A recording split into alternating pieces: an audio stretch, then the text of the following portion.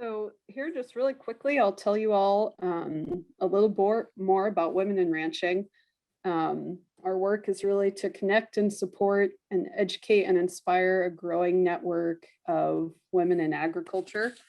Um, the program was built around the idea that really amazing things happen when you gather women together on host ranches around the American West.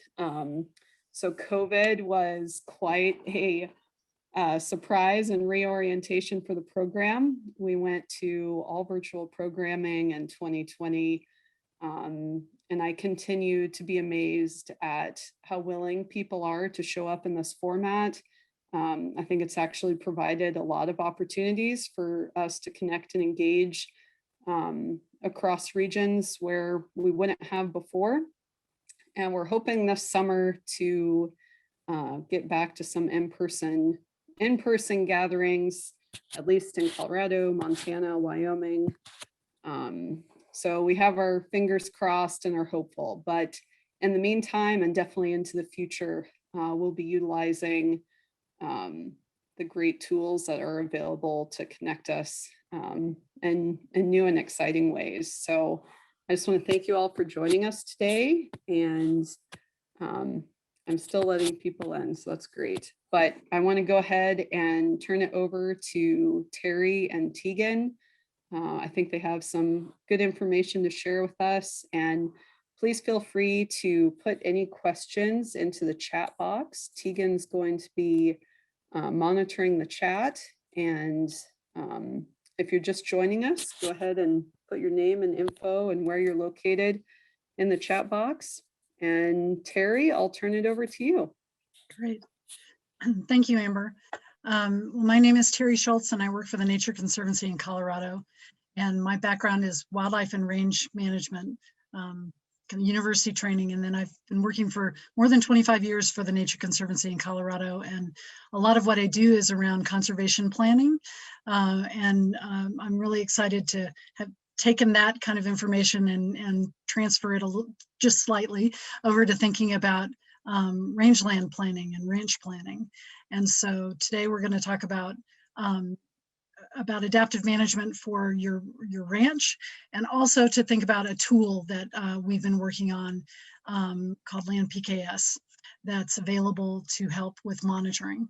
The key to adaptive management is all about monitoring. So that's our plan for today. We will have some time to work a little bit in breakout groups, and I sent some information out to those that had registered, so you have an email that kind of tells you a little bit about what that breakout group will be like, and then we'll drop in some instructions when we get to that point as well. So I will share my screen and we will jump into the PowerPoint.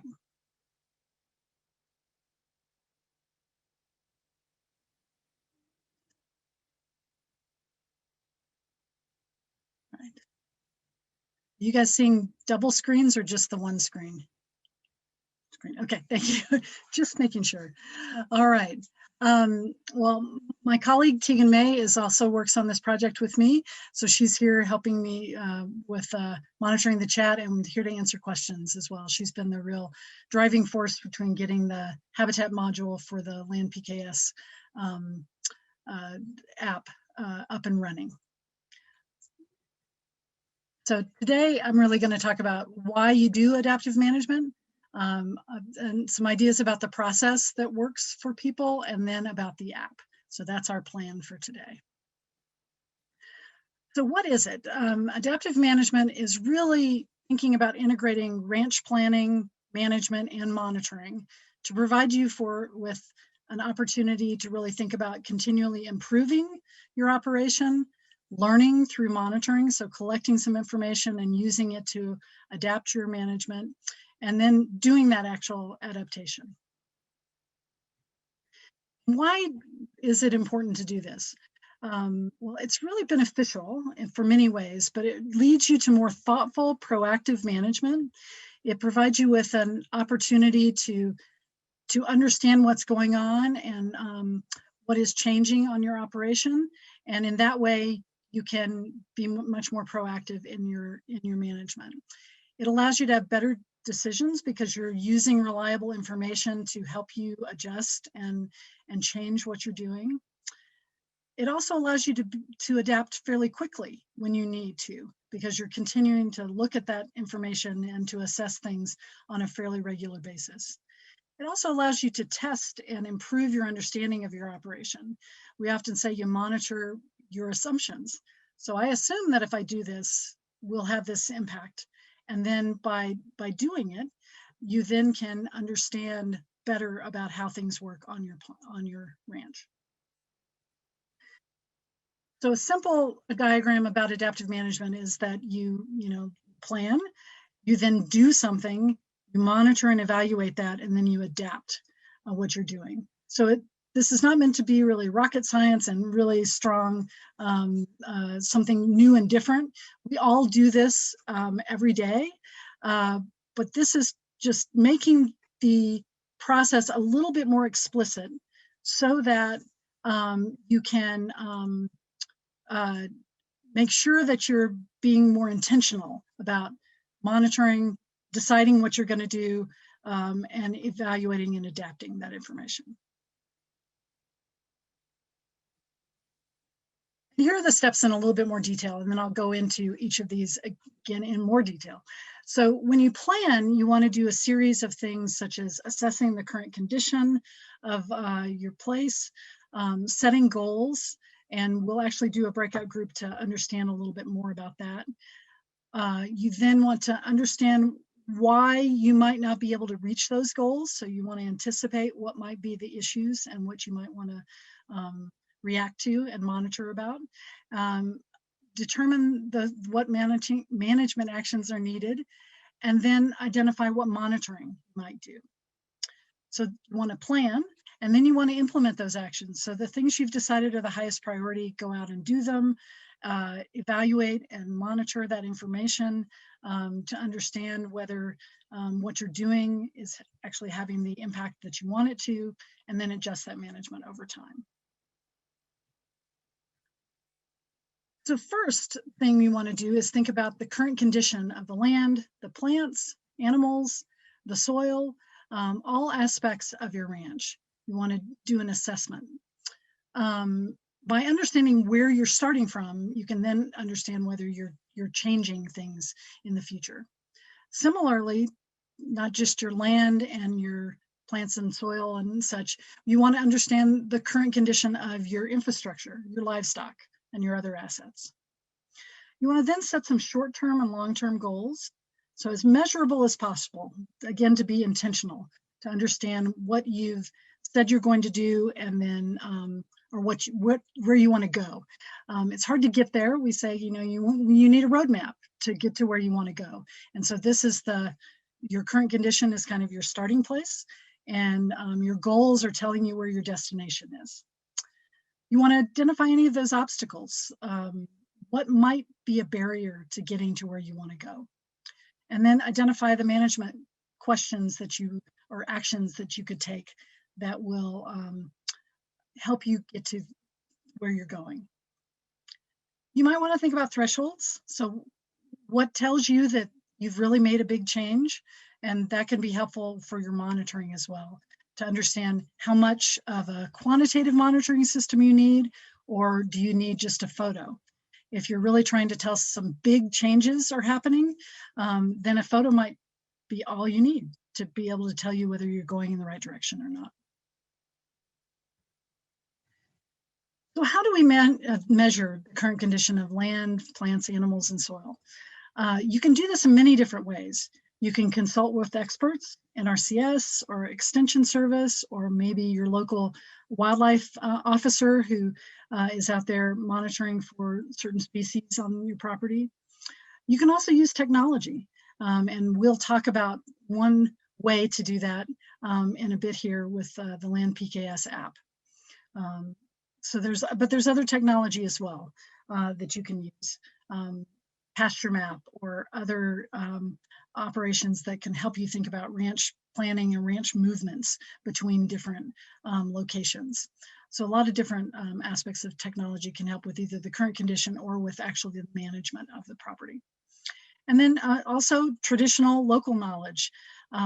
You have been on the property the most and know the most about your ranch, the land that you manage. So your information is as valuable as any other out there. So understanding that, maybe taking down a little bit more qualitative or information, anecdotal information that you're seeing, noting that you're seeing fewer sage grouse this year than you have in past years, and thinking about why that might be so. So thinking about current condition and starting to note that information down, collecting information about even rain gauges or other aspects is really beneficial to kind of start that baseline and help you think about where are you at. You can also note these things down on a map. This is just one of the properties that the Nature Conservancy has in Colorado, the Fox Ranch, and showing some of the infrastructure on the property. So many ranchers, many people who manage land have a big map on their wall and know where most of the stuff is located, but starting to note down if things look like they're not in as good a shape as you want them to be, and where is that, to start to understand where you might put your time and effort in terms of management and monitoring. Next step is really setting goals, and you might call it a goal, you might call it an objective. The name of it is really not so important, but the concept. So a goal is a formal statement which details what your desired outcome is.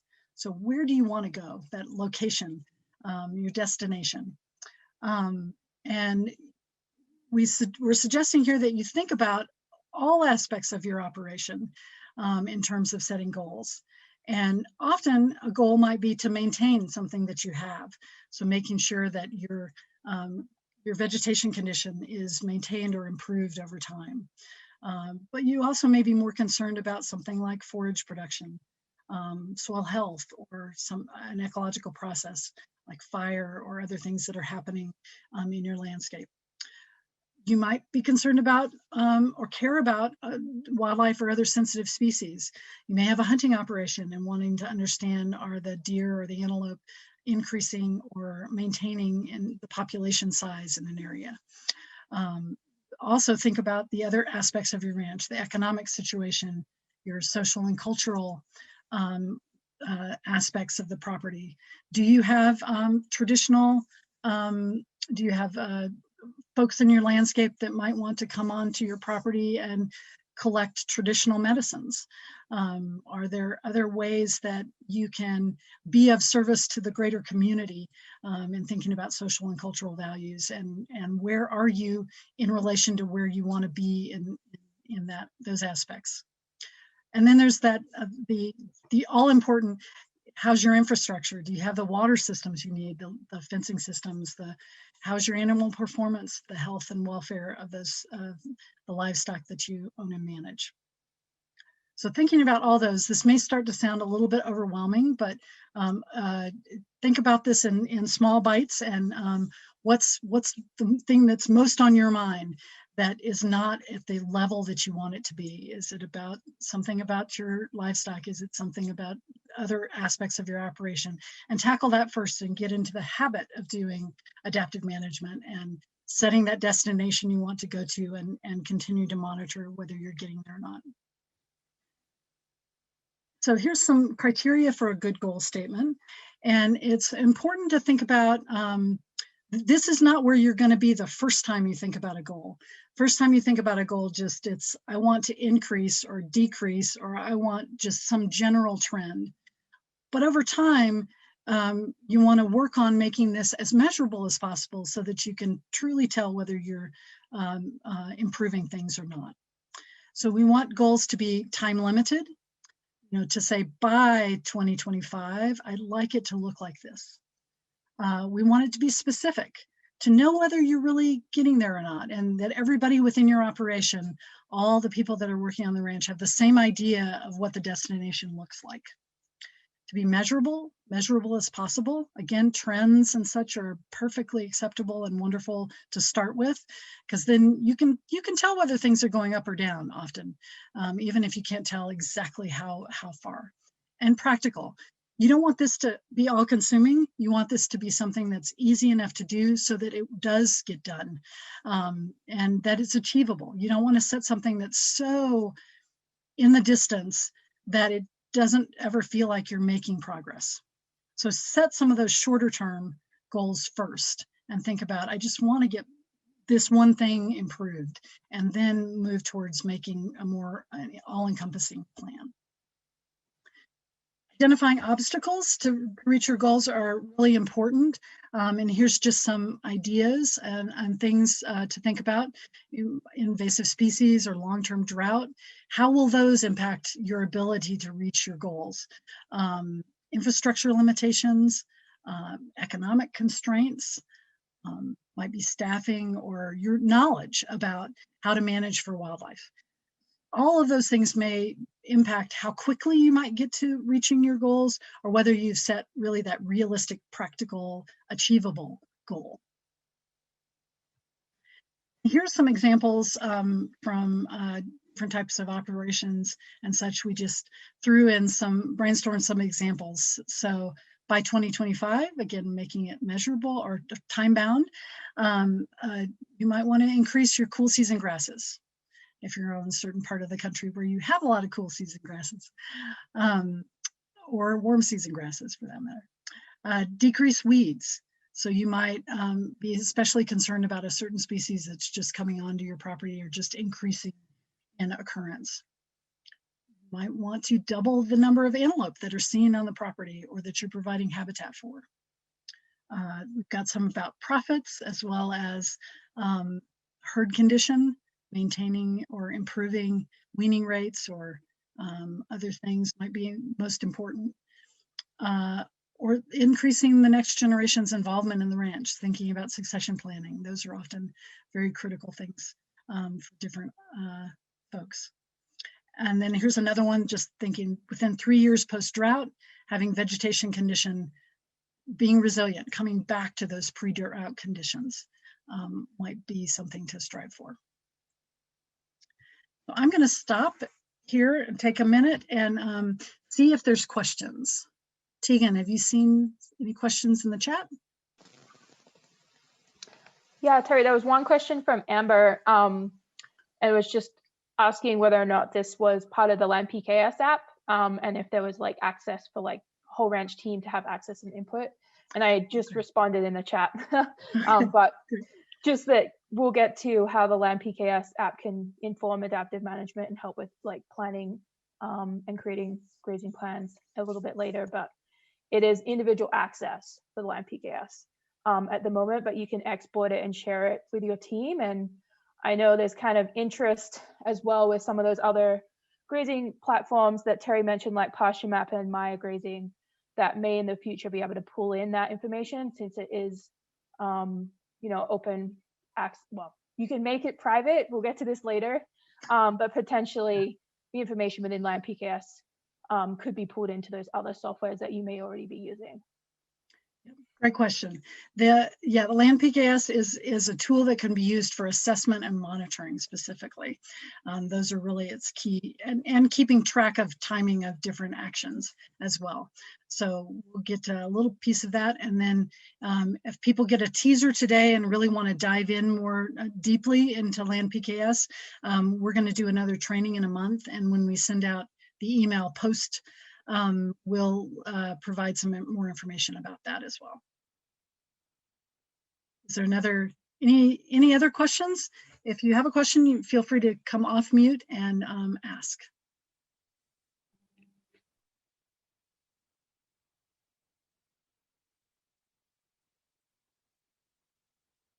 So I didn't hear, Nancy Peterson, were you trying to ask a question? There we go. Yeah, yes.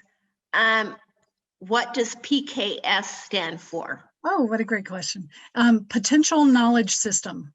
So it's helping you do the assessment. So then knowing your soils, then you know something about your land's potential for growing forage, producing different kinds of vegetation as well.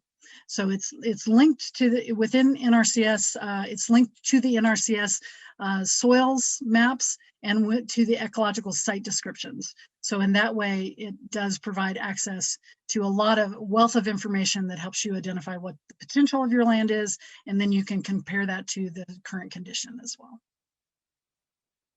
Any other questions? No.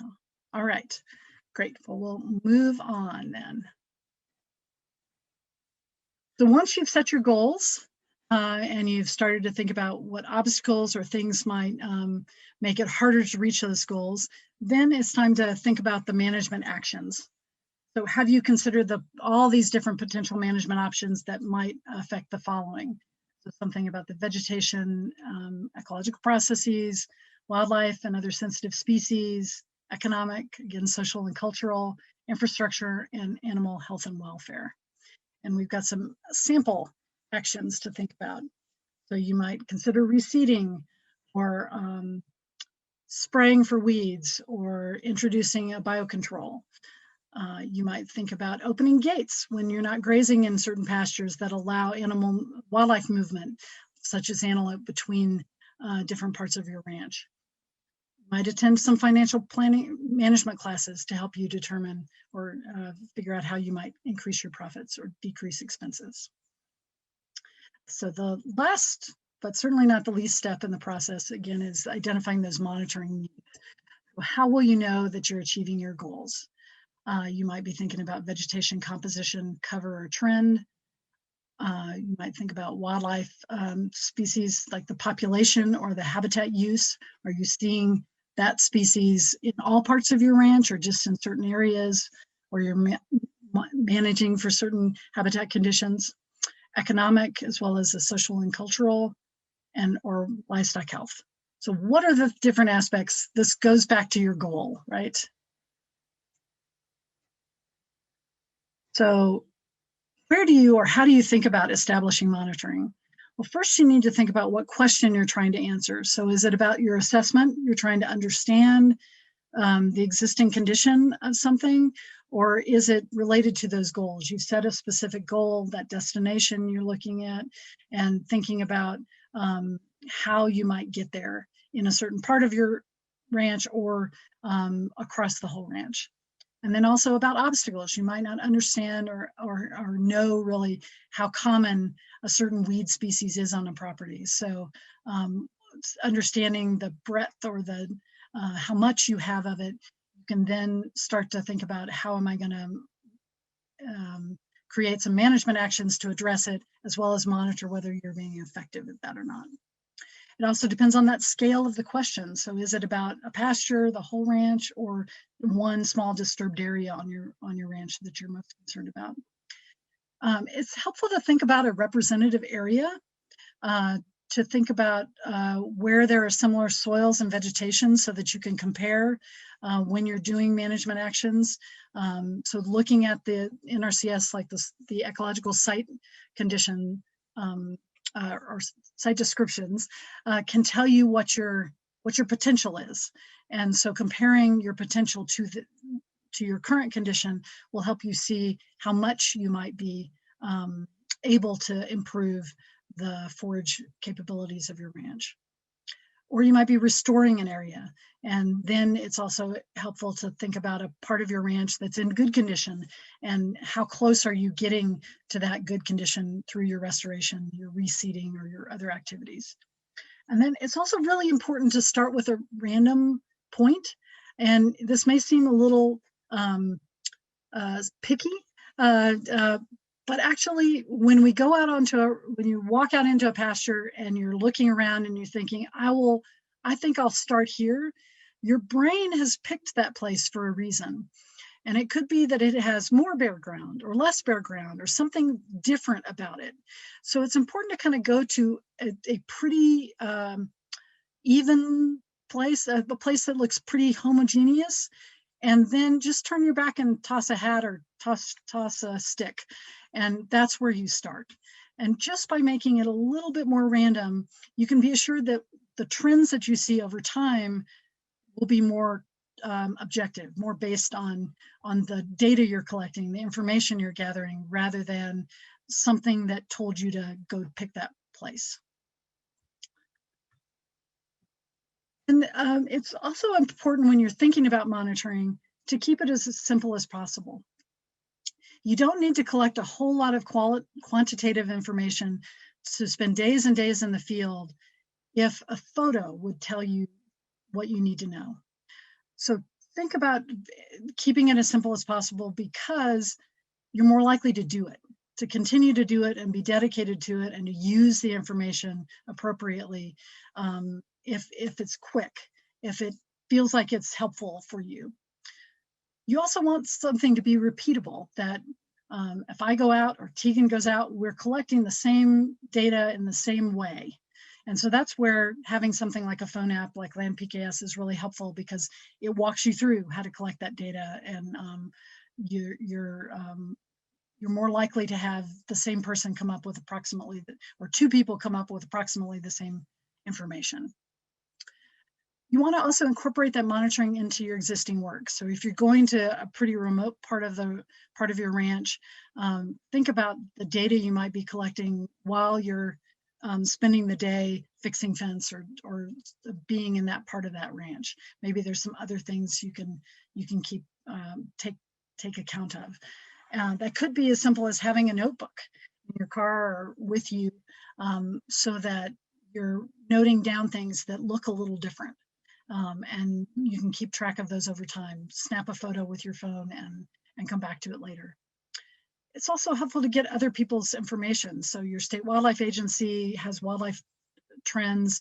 NRCS can do an evaluation for you. There's all kinds of partners you can get to assist you. We've had some high school kids come out on some of our properties to do their range plant ID information and collected some data for us in the past. So there's all kinds of ways where you can incorporate others into helping you. And it's really important to think about how you're going to store and interpret that data. Don't collect any data that you're not going to use, because then it feels like a waste of time, because it is, right? Making sure that if you're taking photos, where are you going to put them? Which file folder?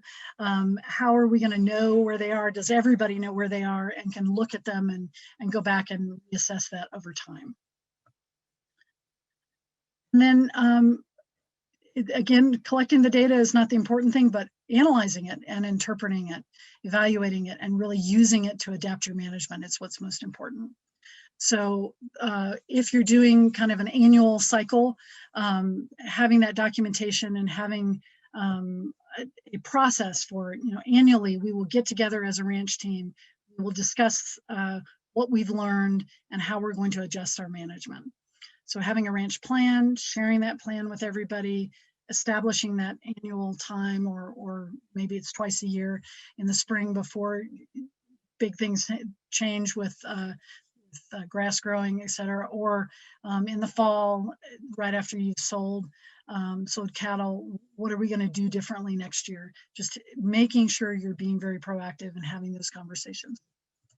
And then it's also really important to think about being proactive, like making adaptive management more your way of running your ranch. So thinking about daily assessments of pastures, going out there and saying, is it time to move? This one looks like, yeah, we've used about as much grass as we should here, and that other pasture looks ready. So you're doing that constantly. Many of you are probably, as you're moving around the ranch on a daily basis, but being a little bit more explicit about writing it down and noting how many days were you in those pastures and when did you move and why. Helps you think about it for the next year and what you might do differently.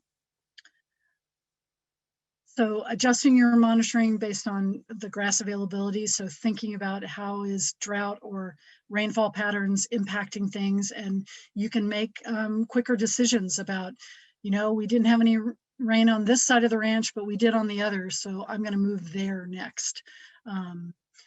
Thinking also about drought triggers. What are some things that tell me I need to change my management?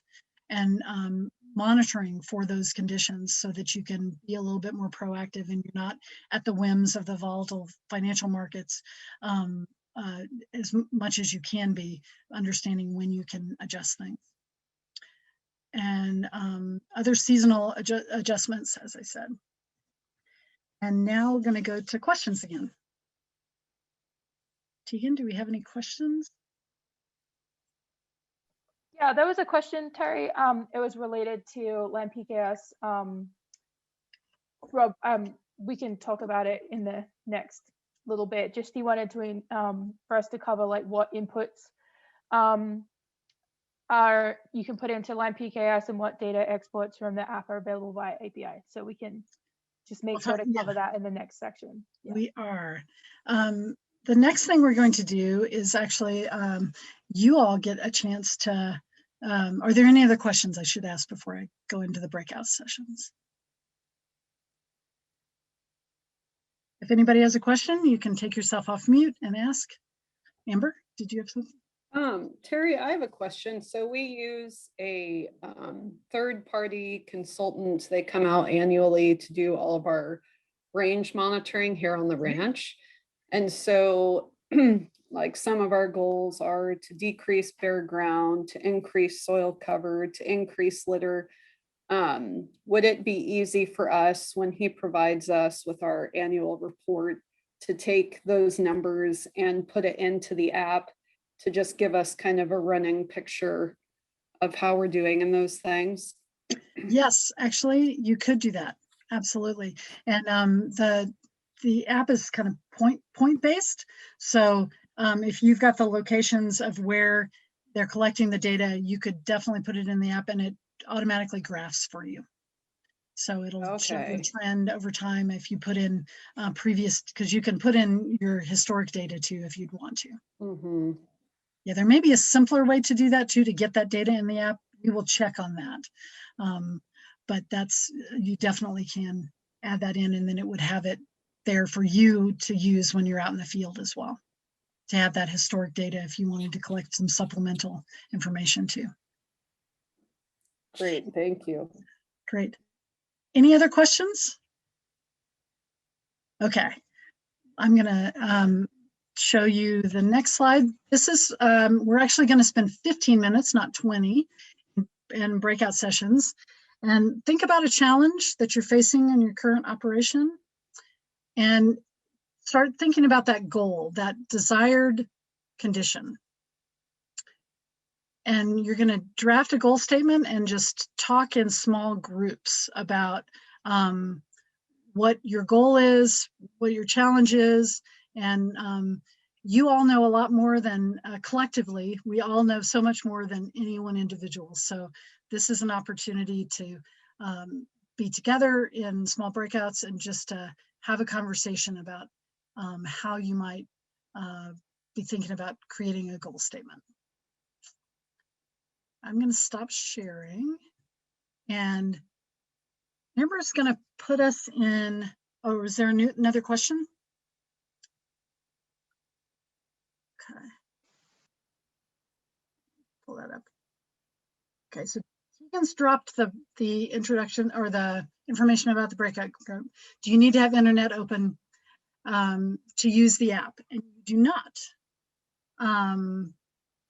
And it does work offline. All right, and then were there other? Oh, the data inputs, yeah, okay. Any other questions before you guys go to breakout? All right.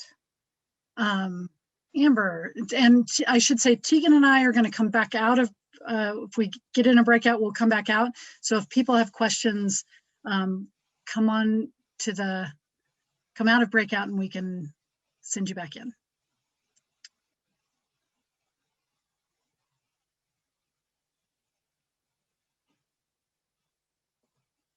And I will be giving you all some timing updates as the breakout rooms are in session. Okay. And the breakouts will not be recorded. All right. Yeah, spend a little time, I guess, just like introducing yourself and Yes. yeah, go from there. If there's any questions about the breakout, yeah, please come back and ask. And if there's like a you know, something the whole group wants to tackle, feel free to dive into that together. Or if there's just you want to share kind of like where you're at and what you might be, you know, looking to work on your ranch, then you can do that too.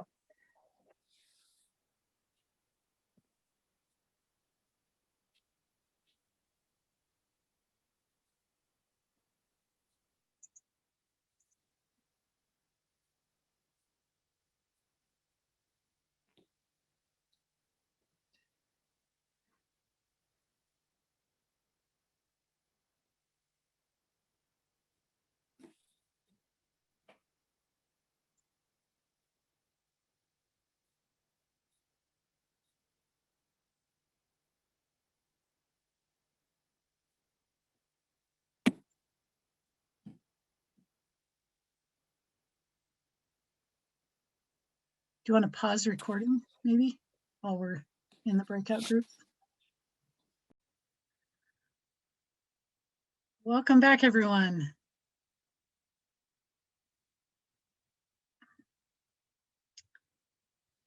So as folks come back in, there'll be another 30 seconds probably till we get everybody, but I'm just curious if you had any insights or interesting things that you learned during your breakouts. If you want to drop that in chat, that was helpful or not, or I'd love to get feedback. So if folks had any insights that they learned through their breakout groups, well, let me give it another minute, let folks come in. Welcome back, everyone. If you had some thoughts or some insights that came up in your breakout, if you'd like to drop something in chat or take yourself off mute and let us know, we'd love to hear from you.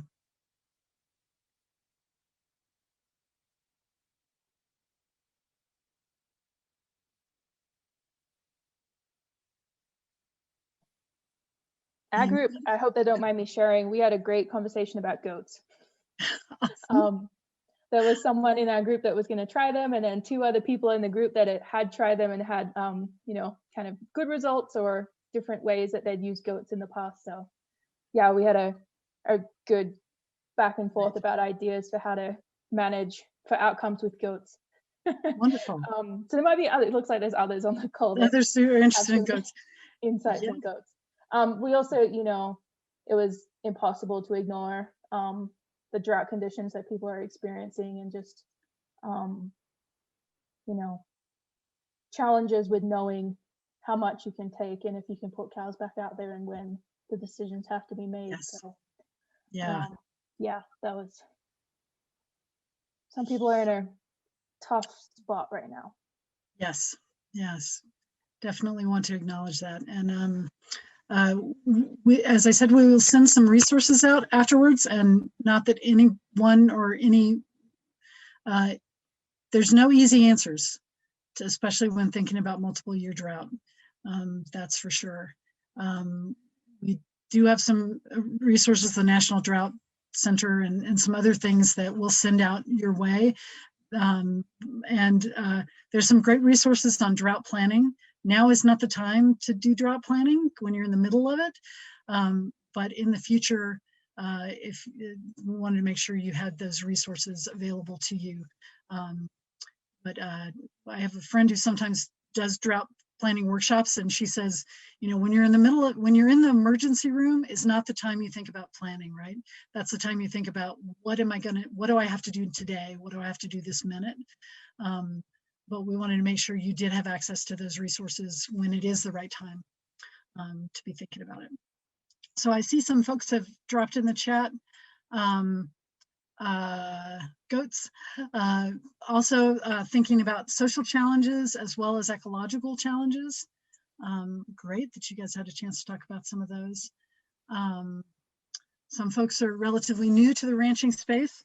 Well, in my experience, because I don't manage on a day-to-day basis a ranch, but I found this group and the Confluence meeting and is a great resource for talking to folks and listening to the conversations with folks that are who have worked in this space a long time. Another group, you talked about cows and unrolling hay and how it helps to improve soil by moving unrolling hay locations or moving the locations over time and harrowing manure in the spring. Awesome. And having a good banker relationship and a management plan in place so that you don't have to make decisions when your emotions are high. That is great. That is a great observation. Thank you. We're talking about goats. If anyone knows how to keep them in the fence, she'd love to hear about it.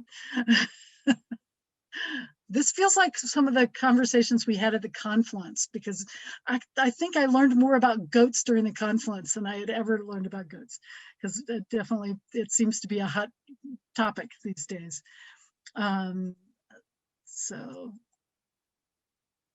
right, invasive species, main theme for one group. Monitoring after a fire. Wow, that's great.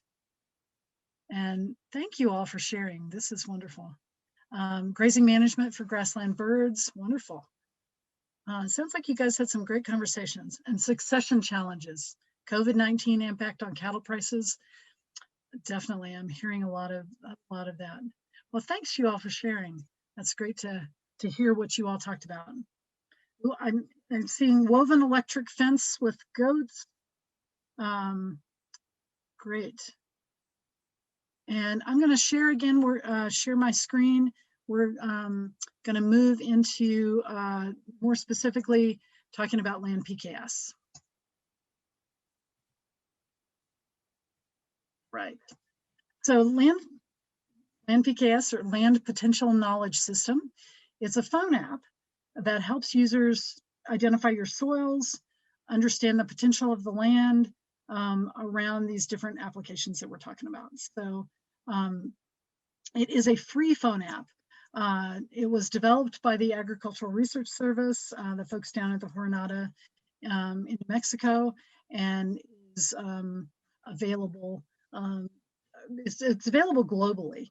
So it was actually a lot of money from USAID and international helped establish the app. And so Tegan and I received some money from NRCS, a Conservation Innovation Grant, to kind of bring this back to the US in one sense and apply it here. And we had hoped to do 20 workshops in at least 5 states and over a 2-year period. And then COVID. So this is one reason why we're doing this webinar, as well as some others, to make sure that we get kind of the message out to folks in the US. So why would you want to use Land PKS? So I mentioned this a little bit earlier in the presentation, but some of the applications and the information that the NRCS has at its fingertips is not so available to all of us. And so the one great thing that the phone app does is it links to the NRCS soil and the ecological site description databases. You have that accessible to you. It also provides you a way to do a soil ID. So as many of you are aware, the soil maps are about a series of things that could be in this one place you're standing. It doesn't tell you exactly what your soil is right under your feet. But the app will take you through identifying your soil and which of the soil might be you're standing on exactly. I didn't say that very well, but it does help you identify your soil and then get some more information about what that soil is all about. It helps you with monitoring tools and tracking over time because it collects your data and stores it over time. So it will divide some graphs and show you what your trends are. So if you hope to be increasing or decreasing bare ground or some other aspect about your vegetation, it will show you whether you're accomplishing that at that location. It also provides you some information that helps you understand how to improve your land condition. And the U.S. Roundtable for Sustainable Beef has endorsed this as one of the tools that you can use for they've just endorsed it. So, which is great to know that that's something that group of people is thinking about. And so here's just a little snapshot of what it looks like. So you have your mapped soils in a location. You can link to the database, which shows you information for this one, Bernardino soil, and the information that NRCS soil databases have on that. By knowing the soil, you can then link to the ecological site description, which has a lot of general information about the vegetation that can be grown on that soil. Reference conditions. Here's several of the different modules and information that you have within the land info section of the land PKS. And so you can document land use, the slope. You can, as I said, you can go into soil texture, and by texturing your soil, you can understand which of the possible soils that have been mapped there you really do have at that location. And then you can also document some of the soil limitations. The button that says add new transect detail is where you can go in and actually collect some of the vegetation information, and that will be on next slide. You can also take some photos, and for one thing, taking a photo is one way to look at your soil as well. And you can also keep track of some notes. For land cover monitoring, this is a really quick way to assess land cover. So for some of us that are geeky soil or geeky vegetation scientists, we go out and collect more detailed data than this shows. This is usually the level of information you might need to know for your land. It's kind of looking at functional groups, for lack of a better term, thinking about, what's the amount of shrubs, forbs, grasses that you have, perennial versus annual, that you have on your property or at that location. So it's collecting a little bit generalized information, but it's data that's also correlates and is similar to data that NRCS collects, NRI data, or that BLM collects through their AIM protocol. So you can collect data yourself if you are a BLM allotment holder and compare it to what BLM is saying and see if you got your understanding of where your vegetation is and the trends are similar to what BLM is saying. It takes about 20 minutes to collect the data, so it's pretty quick and easy to collect. And then the picture that you see on the right there is the some of the graphs that automatically get generated after you've collected the data. Then this is new this year, the habitat output module that Tegan and I have helped get into the app.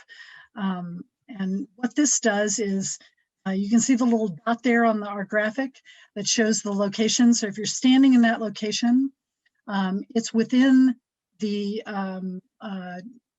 location for 3 different species. Species A being that rabbit icon, a snake, and a bird. Right now, the land, the habitat module has 22 species in it, and those are fairly wide-ranging species across the Great Plains and the Western US, but we also put in some other species that, like monarch butterfly and a few others that are really wide-ranging, that are either sensitive species to what's happening with land management and the condition of various vegetation, or also species that might be things you would want to manage for. So deer or antelope or sage grouse, different things like that. So there's a variety of species right now, 22. Our hope is to have more in there soon. And we're working on that, but we thought 22 was a good number to start with to kind of test the app out and make sure it's working. And you can see some of the information that is available on the app. We have a little picture here of a person standing by a fence, so you can see how large the what the habitat looks like. That's ideal for that species. Greater sage grouse, so you can see some shrubs there, and then there's a little description of the species, and then its habitat characteristics. So the range of species tells you what the ideal habitat looks like. So for example, with like bunting, it wants between 30 and 50% shrub cover. So we've tried to make our categories similar to what you're collecting data for on the app, so that you can have this your data column as well, so you can compare your data on your property with what the species need. Tegan, if we are getting questions that I should stop and answer now, let me know, just as you know. Okay, just wanted to check. All right. In addition to having that information within the phone app, you can also download the fact sheets that are available on the Land PKS website. And the fact sheets themselves have scientific information about how to identify the species, how you might see it, what time of day or year might they be out and about. And then some tangible information about how you might manage for the species. So there are lots of fact sheets that are out there that you can Google and download. They're usually written by biologists for biologists. We have specifically taken these fact sheets and written them for land managers. So practical, tangible information that can be useful for you to understand what those species need and how you might manage and benefit them. Right. So habitat information within the app is available offline. I think we had that question earlier. Later this year, we hope to add another 40 or so species, and within the next year, we hope to have another 100. We gathered the information on about 120 species, and we're hoping to put all of those in within the next year and have those available to everybody around the country. This is an output module, so it's informational, not regulatory. Nobody else sees your data. You can make your data completely private.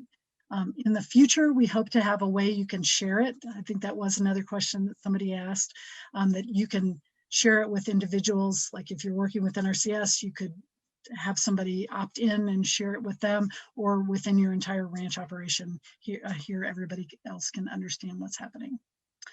The content, again, is designed with ranchers in mind, and we hope that it's information that's useful.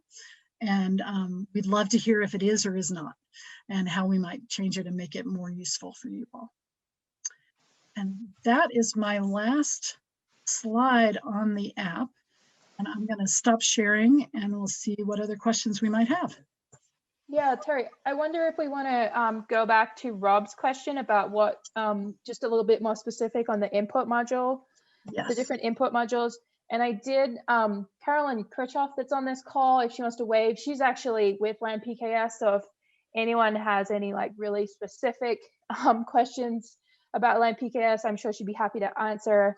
And in regards to the API for the output, it's accessible right now to certain partners. It's not visible right now because it needs updating. But if you were interested, to definitely reach out to Carolyn or Terry and I, and we can connect you directly with Land PKS to talk with Jeff Herrick about that. So, and then Terry, anything else? Okay. Do you want to talk about the input modules, or Carolyn, do you want to talk about the input modules more specifically? Sure. Can I just, there were two other things that came to my mind during the presentation. The first one has to do with data privacy. So when you create in Land PKS, you create a specific site, and you can mark that site as private, but the standard setting is that it's actually public. So you would, if you want to keep all of your data private, then you're perfectly free to do that. You just have to be sure to do that for every site that you create. And this sharing data feature is still in the works. So I'm sorry if you got your hopes up about that, but we're still trying to make that possible. So that's not quite there yet, but we are constantly looking for other feedback about the app. And of course, if anything's not working, we need to know. So please be in touch about any feedback that you might have. And yeah, should I say something specific about the different input modules? So the Land PKS input modules, there are two different tabs after you create a site. There's on the right side, you see data input, and on the left side is reports. And so I'm gonna basically, share, and just so you can see that. yeah, Yeah. great. Thanks. Thanks, Terry. And so if you go to the Land PKS website, you can watch our video guides where you can really see like how to use the different input modules in the field. And then those input modules inform the reports modules. So these output modules, including habitat. So any of the information that you put into the land cover data input module will come out in the other ones. And so the modules are all integrated with each other so that you don't have to redundantly enter data. Does anyone have any specific questions on those lines? That's a really brief overview, but. That was good. I'll just add too that the most recent update was the soil health module that has a bunch of inputs that, yeah, lots of field observations. Yeah, so. Yeah, and we have a couple of new, like our newest release will also have a couple of new features, including a new utilization data input feature. So, yeah. Yeah, the habitat utilization is another part of our grant. Not that we've done anything, but made sure that they had access to money to be able to put utilization in there, which is great. And the methods that are in the app are some that we checked with a lot of folks who've been studying the best, easiest ways to access utilization and document it. So it should be easy to use and helpful for you all in documenting and keeping track of utilization data. So there's a couple of other questions I saw. One was about rare plants.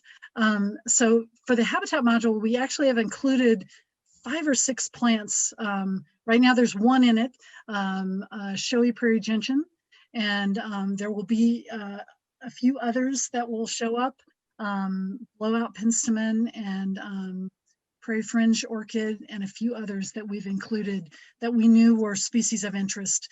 So when we started working on this project, the habitat module, several years ago, we asked the Nature Conservancy staff from around the country. We went to the Society for Range Management meetings a couple years and said, what species do you and the people you work with care about? And based on all of that information, we then decided on these 100 and some odd species would be important to have information on. So we'll keep adding others in. If there's something that you're interested in and we're not including, there may be the ability to do that in the future. And okay, great.